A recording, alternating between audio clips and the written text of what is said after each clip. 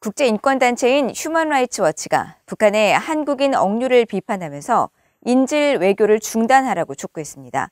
한국 정부에 대해서는 북한의 눈치를 보면서 위험에 빠진 자국민을 방치하고 있다면서 대대적인 석방 캠페인을 벌여야 한다고 밝혔습니다. 조상진 기자가 보도합니다.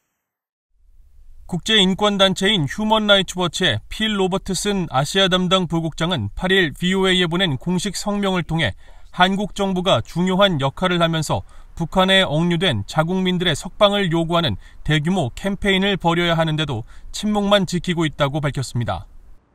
그러면서 한국 청와대가 북한에 억류된 한국인들을 근본적으로 무시함으로써 자국민을 보호하고 그들의 인권을 확실히 유지해야 하는 도덕적 시험을 통과하지 못했다고 비판했습니다.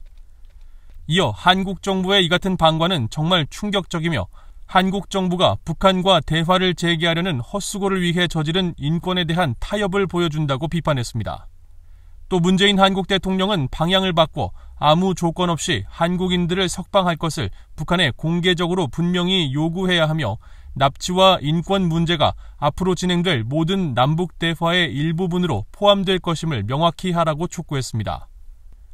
현재 북한에 억류된 것으로 공식 확인된 한국 국민은 선교사 3명과 탈북민 3명 등 총 6명입니다. 지난 2013년 10월 미립북 혐의로 체포된 김정욱 선교사는 8년째 억류 중으로 북한은 김 선교사에게 국가정보원과 내통했다며 국가전복 음모죄와 간첩죄 등을 적용해 무기 노동교화형을 선고했습니다.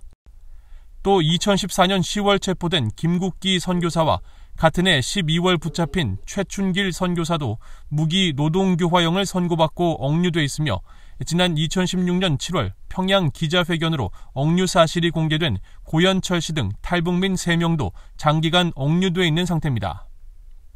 휴먼라이츠 워치는 전임 트럼프 행정부가 북한에 억류된 미국인 3명을 구출하기 위해 사용했던 전략을 해법으로 제시하면서 당시 트럼프 행정부는 미국인 석방이 미북 간 논의 진전을 위해서도 필수적인 첫 단계라는 점을 분명히 했고 북한의 이들을 석방하라고 설득하는 지렛대로 사용했다고 설명했습니다.